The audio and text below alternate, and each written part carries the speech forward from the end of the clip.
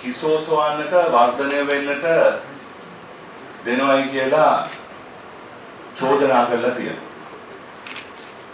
ඒ සම්බන්ධයෙන් ඊයේ ගරු විපක්ෂ නායක නිමල් සිරිපාල සිල්වා මැතිතුමා පවා පාර්ලිමේන්තුවේ ප්‍රශ්නයක් යොමු කරලා තිබුණා. ඒ ප්‍රශ්නෙට අංග සම්පූර්ණ පිළිතුරක් අද උදේ ලබා දීලා තමයි මම මෙතනට පැමිණෙන්නේ.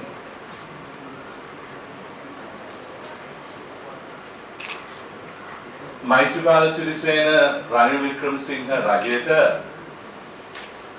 විශේෂයෙන්ම මැතිවරණයක් ඔන්න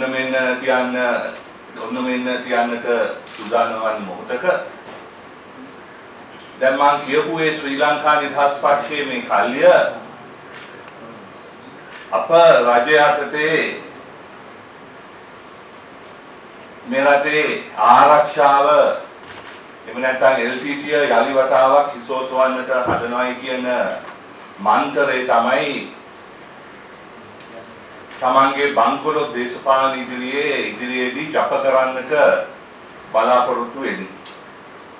නමුත් මේ වෙනකොටත් පාරාවලල්ලක් වෙලා තියෙන්නේ. මොකද මේ ශ්‍රී ලංකා නිදහස් පක්ෂයේ මේ කියන කල්ලියේ පුද්ගලයන් ලහිලහියේම මේ වාර්තාවත් මුල් කරගෙන අපේ ආණ්ඩුවට මඩ ගහන්නට සූදානම් වුණේ මේ වාර්තාවෙන් කියවෙන්නේ 2014 වර්ෂයේ කියන එකවත් හරියට දැනගෙන නෙමෙයි.